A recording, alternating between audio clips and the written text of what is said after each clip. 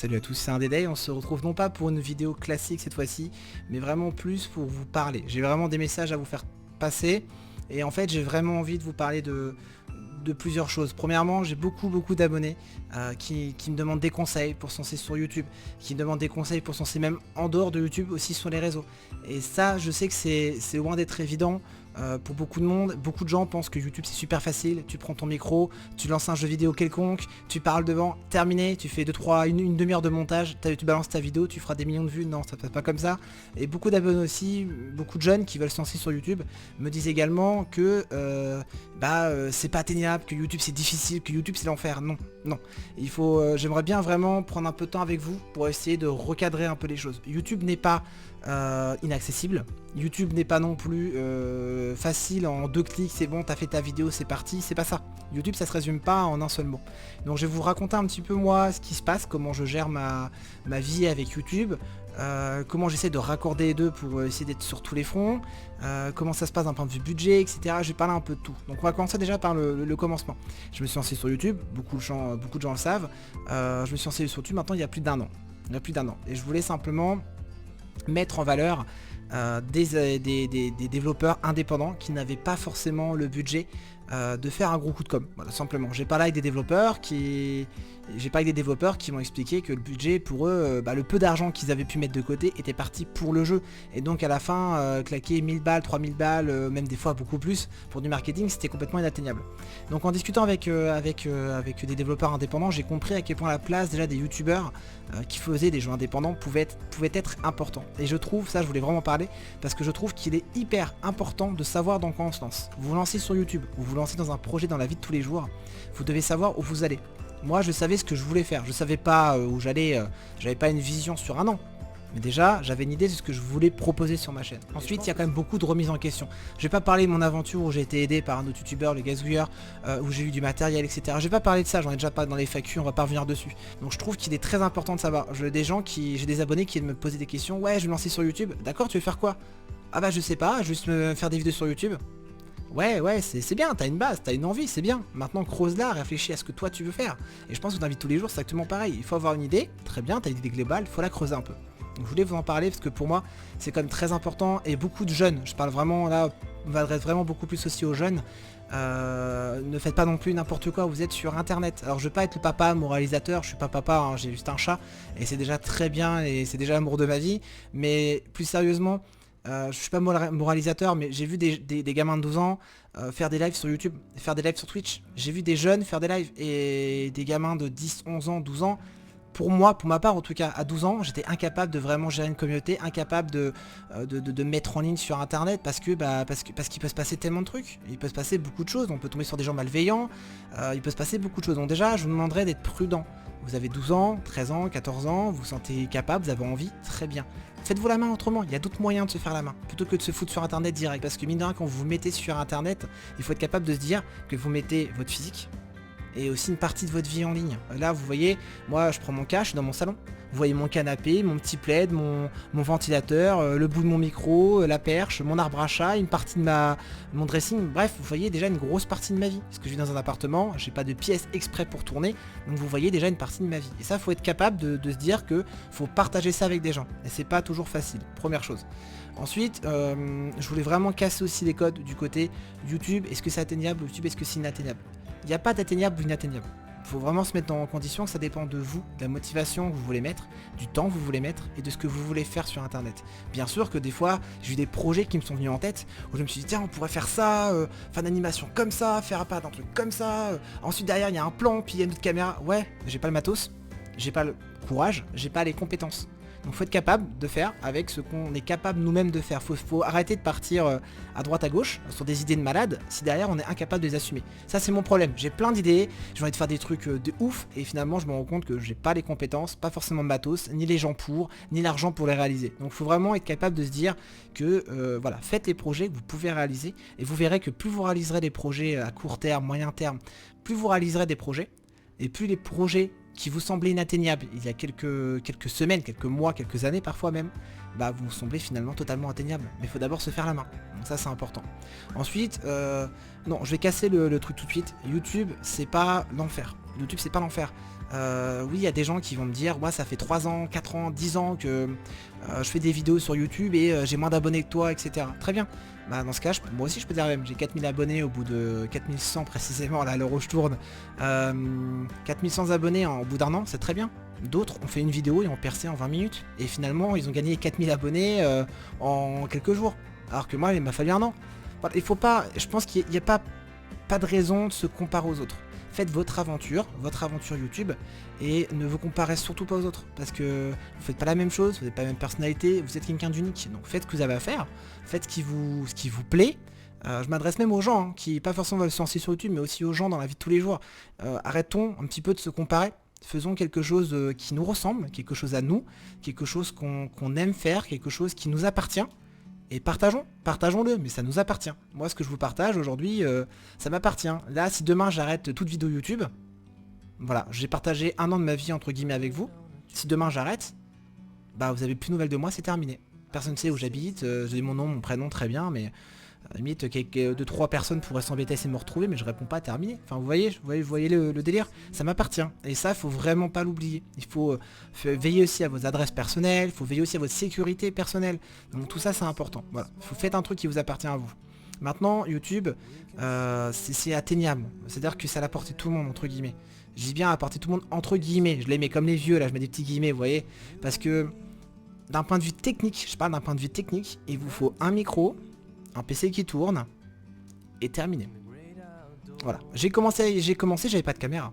J'en avais pas. Maintenant j'en ai, je m'adresse à vous, c'est plus marrant, c'est plus sympa de vous voir, enfin que vous puissiez me voir plutôt, mais c'est plus sympa de pouvoir, je dirais, parler comme ça avec vous, même si je vous regarde, j'ai l'impression de dire je regarde droit dans les yeux, mais je regarde plus la caméra, dans les yeux, ça me fait bizarre, j'ai pas encore trop l'habitude. C'est pour ça que souvent mes yeux baissent vers l'écran, mais clairement, voilà, commencez avec ce que vous avez, et puis voyez par la suite, faites ce que vous avez à faire. Donc techniquement parlant, c'est avec une connexion internet bien sûr, c'est atteignable, faites ce que vous voulez, etc.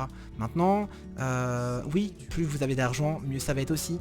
C'est-à-dire du meilleur matos, donc un meilleur micro, donc un meilleur son, ça va être une meilleure webcam, donc quelque chose de plus sympa si vous voulez être vu, ou simplement montrer une partie de votre appart, ou j'en sais rien, bref, une meilleure image, ça c'est pas photo, un meilleur PC pour faire tourner les jeux beaucoup plus beaux. Donc oui, ça aide, le matos ça aide, l'argent ça aide. Mais quelqu'un qui commence, moi j'ai commencé avec un PC qui avait des années, j'ai commencé avec un micro, c'était le micro de mon casque, le son était loin d'être ouf, bah, j'ai commencé avec ce que j'avais, et pourtant il y a des gens qui ont apprécié. J'ai commencé lentement, mais il y a des gens qui ont apprécié, donc faites-vous plaisir, lancez-vous. Maintenant, il ne faut pas non plus estimer que parce que vous avez de la passion, bah, ça va prendre et en l'espace de 6 mois, vous allez monter à 3, 4 000, 10 000, 100 000 abonnés. Non. Il faut... Ça peut, et dans ce cas, c'est ce que je vous souhaite. Mais voilà, dites-vous que ça prendra le temps que ça prendra, mais chaque aventure YouTube est unique. Chaque aventure est unique. Donc moi j'ai avancé à 4000, peut-être que je vais rencontrer un voisin qui aura fait 15 000, 20 000, 30 000 en un an et qui me rira au nez. D'autres personnes que je vais croiser qui vont dire mais t'es trop fort, moi j'ai fait 200 abonnés en un an. Voilà, c'est... Voilà, tout simplement. Il faut simplement, pour moi, le plus important, c'est d'avoir une passion, d'avoir quelque chose à transmettre par vos vidéos. D'avoir quelque chose, ça peut être du jeu vidéo, ça peut être du jardinage, ça peut être de l'élevage de poules, ça peut être de l'humour, j'en sais rien, je m'en fous. Mais il faut absolument que vous ayez quelque chose à transmettre. C'est... Pour moi, c'est ma façon de voir YouTube. YouTube, c'est pas juste, voilà, je mets un truc en ligne parce qu'il faut le faire. C'est de la passion. Moi, pour le coup, ma passion, c'est le jeu vidéo indépendant. Et j'essaie de la transmettre tous les jours. Après, je fais pas que ça. La preuve, je vous parle. J'ai fait aussi des jeux qui seront pas forcément indépendants. Là, j'attends avec impatience le prochain Assassin's Creed Valhalla, qui a l'air d'être juste génial. Et pourtant, c'est loin d'être indé. Hein. Mais voilà, j'ai toujours aimé Assassin's Creed depuis que je suis gamin et je m'y collerai aussi. Ça sera peut-être pas en vidéo, mais c'est sûr que je m'y coller en tout cas. Mais voilà. Il faut être capable de transmettre quelque chose. Quand on voit les youtubeurs qui ont fonctionné, je parle, je sais pas, de Squeezie, Cyprien, Norman, pour citer que les trois, bah Norman, ce qu'il avait, c'était de l'humour. Cyprien également. Squeezie, en dehors de son jeu vidéo, c'était aussi une passion. Et voilà, il jouait pas juste au jeu, il vivait son jeu. Et c'est ça qui a plu aux gens. Donc essayez de trouver, vous, ce qui vous correspond. Trouvez-vous une passion, trouvez-vous quelque chose à transmettre. Et ça, mine de rien, ça se ressent. Quand je joue, même à l'époque, hein, quand on ne voyait pas, beaucoup de gens me disaient, bah tu vois, c'est dingue, un Dédé, ou Antoine, hein, peu importe, quand on t'écoute ou quand on regarde jouer, moi j'adore t'entendre faire des petites blagues, j'adore t'entendre, tu vis ton jeu, t'as envie, t'as ta personnalité. Et pourtant, on n'entendait que ma voix. Donc c'est atteignable YouTube. Il faut pas non plus exagérer et se dire que YouTube c'est un mur et que t'arriveras jamais à progresser. Maintenant, il faut être capable de se dire aussi que ça prend du temps. Voilà, il faut simplement vous dire, vous prendre du temps. Là par exemple moi, au niveau temps, c'est plus compliqué en ce moment. Avant j'avais un boulot qui me libérait plus de temps. Aujourd'hui je finis tous les jours à 18h, voire des fois peut-être même un peu plus tard. Bah oui, et 18h, le temps de prendre une douche, le temps de commencer à tourner quelque chose, bah c'est mort. C'est mort, tu peux plus tourner le soir. Donc là t'as intérêt à tourner le week-end pour la semaine. Donc c'est une question d'organisation, mais c'est aussi une question de volonté surtout. Et ça, malheureusement, et je peux pas vous la donner, je peux pas vous le transmettre, personne ne peut vous la donner. C'est à vous-même de vous dire, j'ai la volonté, j'ai envie de faire un truc, c'est pareil, hein, YouTube ou pas. Vous avez une idée, il faut avoir la volonté d'aller au bout de votre idée, au bout de votre projet. Et plus vous allez avancer dans votre projet, plus ça va vous aider. Moi, c'est exactement pareil que YouTube. J'ai commencé au début à partager mes extraits de gameplay, à partager mes vidéos. C'était plus pour moi en fait. J'avais envie de le faire, d'apprendre à monter, etc. Et puis finalement, bah, ça s'est fait comme ça, tant pis. Puis ça s'est fait de fil en aiguille. Alors ensuite je vais répondre du coup à une question qui m'a été quand même vachement posée. Quel logiciel de montage j'utilise? Comment j'organise mes journées? Voilà, bon je vais faire un truc global. Je finis ma journée à 18h. Voilà, 18h30 même, on va compter 18h. Je prends une douche à 18h, dès que j'ai fini le boulot, jusqu'à 18h30 par là. Ensuite, je passe un peu de temps avec ma copine. Et vers les 19h, il est généralement trop tard pour tourner. Donc soit je me fais violence et je tourne un petit peu, mais c'est plus ou moins rare. J'essaye en ce moment de tout tourner directement le week-end. Au niveau du logiciel de montage, j'en ai plusieurs. J'ai eu Camtasia qui valait plus de, je crois, 250 € il me semble. Franchement c'est pas le meilleur, moi je vous le dis, c'est pas du tout le meilleur. Il est simple à utiliser, il est cool et tout ce que vous voulez, mais c'est pour moi pas du tout le meilleur. Vraiment, c'est pas le mieux. Après certains diront que si, enfin c'est une question de goût, hein, c'est les goûts et les couleurs, et comme on dit ça se discute pas, même si moi j'aime en discuter. Mais non, pour le coup je n'ai pas changé. J'ai changé de logiciel, mais j'en ai pas changé à contre-cœur. J'en ai changé et j'étais content. J'étais vraiment content de changer. Je suis parti sur Filmora 9, que d'ailleurs un des premiers logiciels que j'avais essayé au début de la chaîne. Et au final j'avais quitté parce que je trouvais qu'il manquait d'options et tout. Finalement j'ai acheté la version pro. Et la version pro est pas mal, mais finalement je suis revenu à la version classique Filmora 9 qui est pas très cher, qui est vraiment pas très cher en plus, et qui vous permet de faire vos montages classiques et compagnie, donc c'est juste génial. Vous avez une version d'essai sur le site, il n'y a aucun sponsor, je vous le dis, hein, j'ai pas reçu de chèque, il n'y a pas de sponsor, je vous l'annonce, mais vous avez une version d'essai qui est disponible sur le site. Par contre vous allez avoir un gros filigrane qui va être par là, faut juste que je m'oriente par là au niveau du truc, ça sera écrit en gros Filmora 9, ou même je crois sur toute la cam. Ce qui va être un peu chiant, donc en gros faut payer le logiciel, donc il vaut 70, 80 € je crois, je sais plus, ce qui est relativement peu cher pour un logiciel de montage. Ça, voilà, je vous le dis, c'est quand même relativement peu cher. Ensuite, il faut mettre un petit peu, faut mettre ses données personnelles, on va dire. Oui, dans un projet quel qu'il soit, il va falloir, ou bien sûr à part le sport, etc. Mais je vous parle d'un projet qui peut prendre comme une entreprise, parce que YouTube c'est un peu une entreprise au final, votre compte YouTube c'est un peu comme une entreprise. Et au final, oui, dans tout projet, il faudra investir un peu de vos sous. Maintenant c'est un choix. Moi il y a des mois où mon salaire y passait, je vivais quand même, et ce qui restait de mon salaire ça partait pour YouTube. Alors j'ai eu beaucoup de chance, c'est d'être soutenu par ma copine, par des amis, par une équipe qui m'entoure, ça c'est juste génial. Donc moi si je peux vous donner un conseil, entourez-vous. Entourez-vous. Je le dirai jamais assez. Trouvez-vous, je sais pas, des amis qui ne vous jugent pas, c'est hyper important. Trouvez-vous, je sais pas, une copine, un copain, j'en sais rien, peu importe, mais des gens qui vous entourent, parce que YouTube, mine de rien, ça reste quand même très solitaire. On passe la journée seul, ou une partie de la journée à tourner. Après derrière il y a le montage, après derrière il y a la mise en ligne. D'ailleurs on va en parler de ces 3 étapes là. Donc comment moi je m'organise? C'est tout simple. Je choisis un jeu, je le teste. Donc je teste plus ou moins, ça dépend, des fois je fais des découvertes, mais en général je le teste. Je vois ce que ça donne. Si je me plais, je trouve qu'il est pas mal, qu'il y a pas mal de gameplay, qu'il est assez, des bonnes mécaniques de gameplay, qu'il est assez original, qu'il propose des choses que les autres proposent pas forcément, ou même simplement sans forcément être original. Si je vois que le jeu vaut vraiment le coup, je le présente. Enfin du moins j'ai envie de le présenter. Je le présente derrière. Ensuite, donc après mes tests, je commence à tourner. Et là ça peut se passer en plusieurs étapes. Premièrement, si c'est un jeu dont je sais que je vais faire une série, je vais essayer, parce que des fois il y a des jeux, j'ai tellement coup de cœur, je sais que je vais en faire une série. Ça j'en doute pas. J'attends quand même vos retours pour être sûr de mettre en ligne ou pas l'épisode, mais je tourne des fois 2-3 épisodes. J'aime bien faire ça, parce que quand vous êtes, donc après il faut se réserver un créneau dans l'après-midi, mais quand vous êtes dans l'après-midi et que vous avez un peu de temps et que vous êtes dans le jeu, c'est dommage de s'arrêter et repartir sur un autre jeu. Il faut se réadapter au jeu, c'est un bazar. Donc moi ce que j'aime bien faire, c'est que je lance mon jeu, je teste le jeu à fond, machin, et une fois que je suis prêt, je lance l'enregistrement, j'y vais. Je tourne un épisode, puis un deuxième, puis un troisième. J'arrête à 3, parce que là généralement après je suis lessivé, et après la qualité commence à... Je m'en suis rendu compte, hein, avant des fois je faisais des journées entières de tournage, et j'ai fini par arrêter, parce que du coup je trouvais que la qualité, j'avais moins d'entrain, moins d'envie, donc je me limite à entre 2 et 3 épisodes. Pourquoi je tourne sur le même jeu? Parce que j'ai remarqué que dans ma méthodologie de travail, je suis beaucoup plus serein et je suis beaucoup plus dedans quand je fais la même chose. C'est-à-dire que tourner, s'arrêter, sortir le set de montage, monter, faire la mise en ligne, ressortir le jeu, se remettre dans le jeu, refaire, c'est un truc de malade. Finalement c'est une perte de temps et je trouve que la qualité est pas là. Alors que quand je suis en train de tourner d'affilée, je sais ce que j'ai fait, c'est tout frais dans ma tête, je sens que je m'en suis arrêté, j'ai envie de continuer, j'ai le truc qui fait que, donc ça se passe beaucoup mieux. Donc généralement je tourne 3 épisodes, suite à ça je m'arrête pour la journée parce que je suis lessivé et le lendemain je fais le montage. Je fais le montage. Ouais, la suite pareil, la suite comme ça je sais exactement où je me suis arrêté, des fois j'ai des petites outros, etc., des trucs sympas et tout, et ça me permet ensuite de pouvoir du coup faire préparer mes miniatures à l'avance aussi. Mes miniatures je les prépare à l'avance, donc je les bosse avec un logiciel, en fait un site internet gratuit qui s'appelle Photor. Je essaierai de mettre dans la description, sinon vous regardez, hein. Ça s'écrit F-O-T-O-R, pardon. C'est gratuit, vous devez vous inscrire, et puis ça vous permet de faire des retouches photos, mettre vos logos, etc. C'est tout bête à utiliser, c'est tout simple. Et franchement c'est super rapide, ça fait des bonnes miniatures, enfin moi j'aime bien les miniatures que je fais, donc c'est vraiment quelque chose que je conseillerais à tout le monde, je trouve. Donc une fois que j'ai fait mes miniatures et compagnie, là je fais la mise en ligne.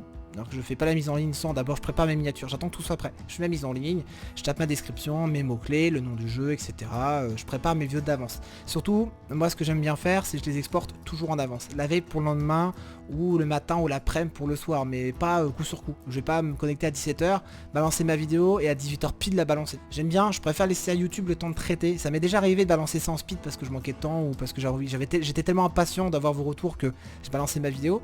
Mais au final, YouTube n'avait pas forcément toujours le temps de traiter mes données, ce qui fait que régulièrement je me retrouvais avec des vidéos qui s'affichaient en 360p, 480 ou 700p, 720p. Ce qui est dommage, parce que pour une vidéo qui s'affiche en 1920, enfin en 1080, c'est quand même pas mal.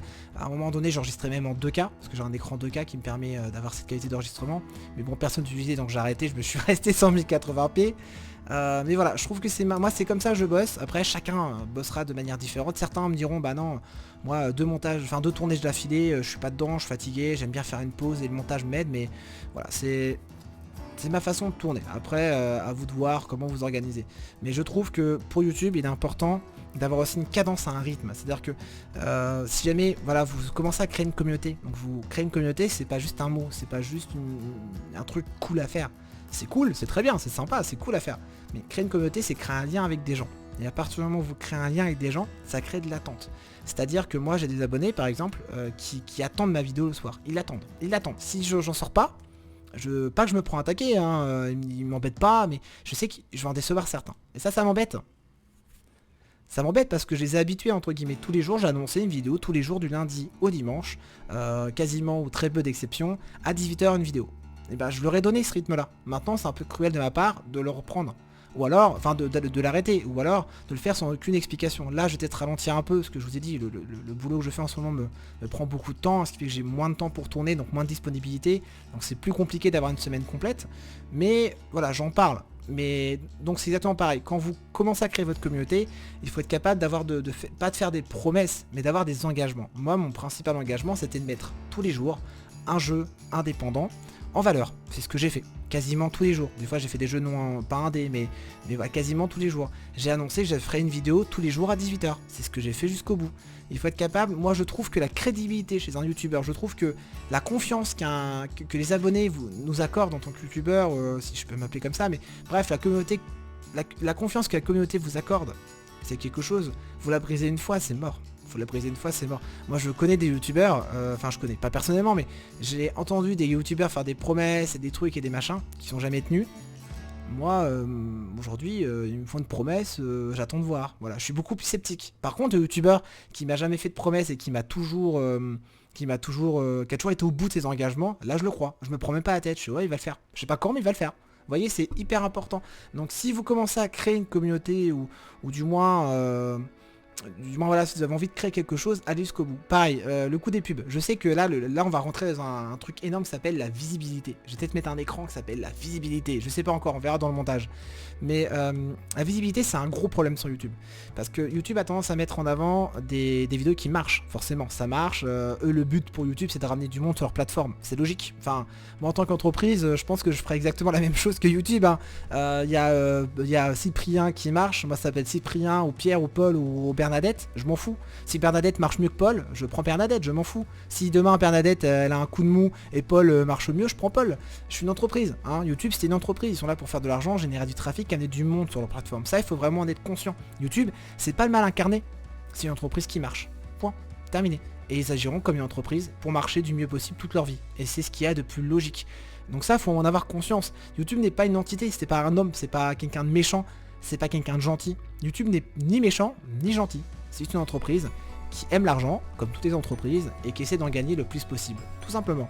Donc il faut vraiment partir de ce principe-là. Donc bien sûr qu'ils vont mettre et qu'ils vont continuer à mettre en avant des gros youtubeurs. Ouais, c'est dégueulasse parce que ceux qui se lancent, comme moi, comme vous, comme d'autres personnes, ceux qui se lancent vont avoir beaucoup de mal à en trouver de la visibilité. Et ça, c'est compliqué. Ça, j'en suis moi aussi, pareil, quand j'ai commencé. Alors, j'en cherche toujours de la visibilité, c'est hyper important. Mais venir sur les... moi, par exemple, je suis jamais venu sur un live de quelqu'un pour dire bonjour, je vais faire ma pub. Ou je suis jamais venu en commentaire en mode hey les gars, trop bien cette vidéo, mais venez checker ma chaîne. Ça marche pas. Je vous dis tout de suite, ça ne marche pas. Déjà, moi, sur ma chaîne, j'ai bloqué les liens. Donc, si vous mettez le lien de votre chaîne YouTube, vous serez bloqué. Ça c'est instantané, c'est pas pour contrer la pub, c'est pas pour contrer les gens comme vous, c'est surtout parce qu'en ce moment j'ai été, comme beaucoup de chaînes sur YouTube, on est attaqué par des bots qui diffusent des liens pornographiques, des liens bizarres. J'en ai supprimé plein, j'ai signalé ces comptes là, mais j'ai vu que ça revenait, je peux pas passer ma journée devant l'écran à faire ça, donc j'ai carrément bloqué les liens. Il y a encore des bots qui sont malins, parce qu'au lieu de mettre un point sur le site, vous voyez, genre... pornographique.com, et ben ils mettent entre guillemets point, comme ça sépare, ça fait plus rien. Donc il y a encore des bots qui attaquent, mais beaucoup moins. En tout cas, j'en ai brassé une grosse partie. C'est la seule chose, le seul moyen de défense que nous on puisse vraiment avoir contre ça. Donc voilà, ça je vous le dis quand même. Voilà, inutile de venir faire votre pub, abonnez-vous machin, parce que là au pire des cas il y aura deux gars qui vont venir s'abonner, ils vont vous demander de le faire en retour. Le abonnez-vous je rends, ça marche pas, ça ne marche pas, ça ne fonctionne pas. Les mecs qui vont venir s'abonner sur votre chaîne, ça sera uniquement par pitié, ils vont pas forcément regarder, ou alors ils vont rester abonnés à votre chaîne pendant 2 jours, puis dans 2 jours ils vont se désabonner. Ça sera encore pire pour l'algorithme, parce que ça veut dire que vous avez fait du contenu intéressant, et 2 jours plus tard les gens sont barrés, votre contenu est devenu pourri, donc la chaîne va être encore moins mise en valeur. Donc c'est des choses comme ça qu'il faut vraiment prendre conscience. Je dirais que pour vraiment avoir de la visibilité, il n'y a pas de recette. Faites vos vidéos, faites-vous plaisir, et puis le mieux, moi ce que j'avais fait au début, c'est un conseil que je peux donner, au début je m'étais pas amusé, mais je m'étais amusé à faire de la quantité, voilà, de la quantité. Au lieu de passer 15 heures sur un montage où les gens garderont jamais la vidéo, ou très peu, parce que j'avais 10 vues au début, bah je préférais faire une vidéo correcte, pas un truc qui déchire où j'ai passé 3 heures à faire une petite animation ou un petit jingle et tout, peu importe. De toute façon, à ce moment-là, il n'y a pas grand-chose. Il fallait juste que je sois partout. Donc j'ai essayé de faire des vidéos sur plein de jeux différents, essayer de taper un peu sur toutes les bases. Voilà, un peu de gaming, un peu des jeux de stratégie, un peu des jeux de simulation, un peu des jeux de machin. Une fois que j'ai commencé à être un peu partout, les gens ont commencé à voir mon nom. J'ai beaucoup d'abonnés moi qui m'ont dit bah je t'ai vu sur tel jeu, puis je t'ai vu sur tel jeu, puis tel jeu. Quand j'ai vu que tu commençais à couvrir les mêmes jeux ou les jeux que j'appréciais, bah, je me suis intéressé à ta chaîne. C'est exactement ce que je cherche à faire. Donc essayez un peu de...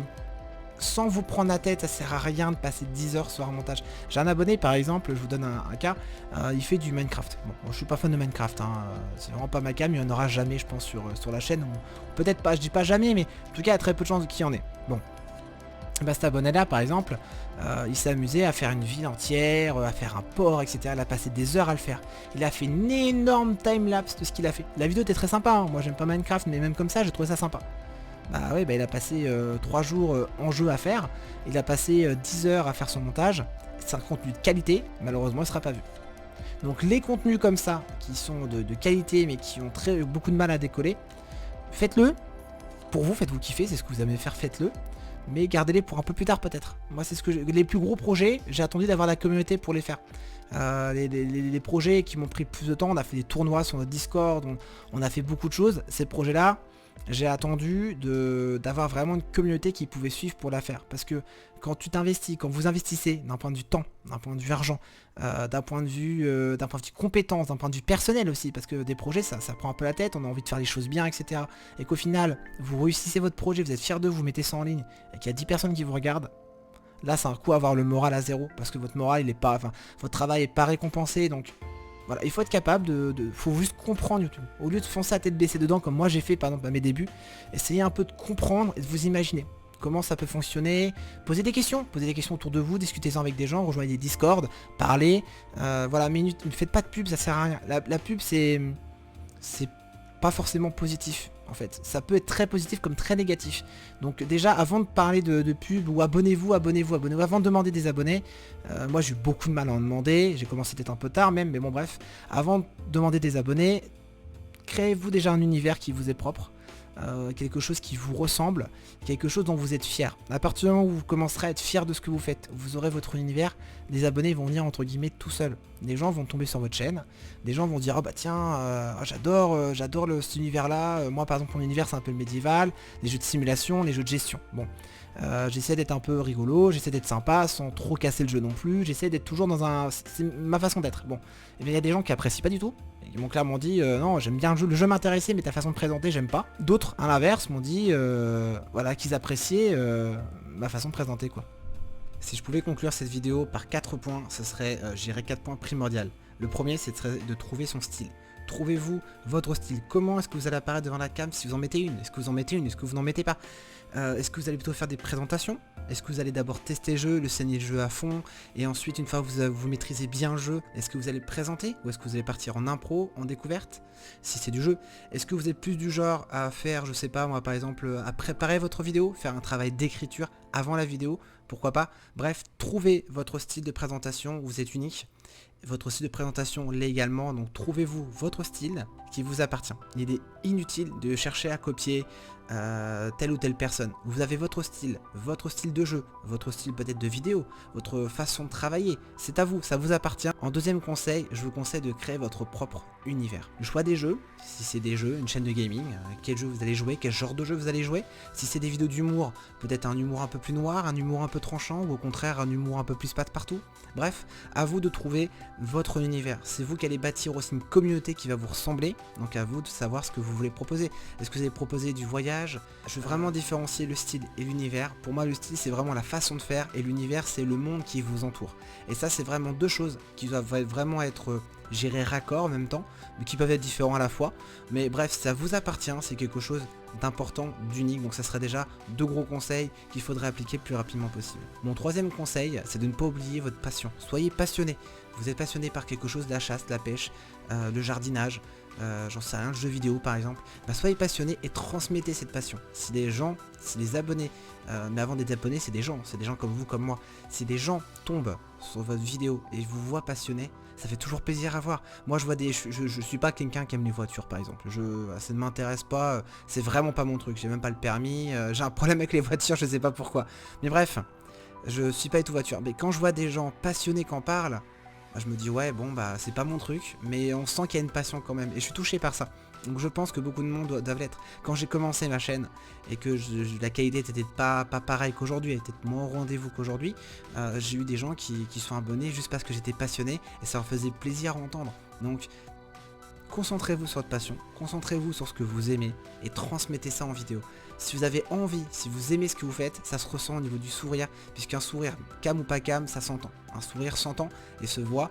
Voilà, si vous mettez pas de cam, dans tous les cas ça s'entendra quand même, donc n'hésitez pas, le sourire faut l'avoir, faut avoir envie de faire ces choses là, faut avoir envie de passer beaucoup de temps sur une chaîne, faut avoir envie de travailler pour un projet, et dans ce cas-là, vous allez vite vous démoraliser si c'est pas votre passion. Donc concentrez-vous uniquement sur votre passion. Tout à l'heure, j'ai parlé de s'inspirer des autres. Donc là, le quatrième point, il est hyper important, c'est s'inspirer des autres. Oui, les copier, non. Donc il y a une différence. On peut s'inspirer d'idées de personnes. Moi, je me suis déjà inspiré d'autres youtubeurs, des anglais, des français, des italiens. Bref, je me suis inspiré comme tout le monde, parce que tout a déjà quasiment été fait sur internet, sur YouTube.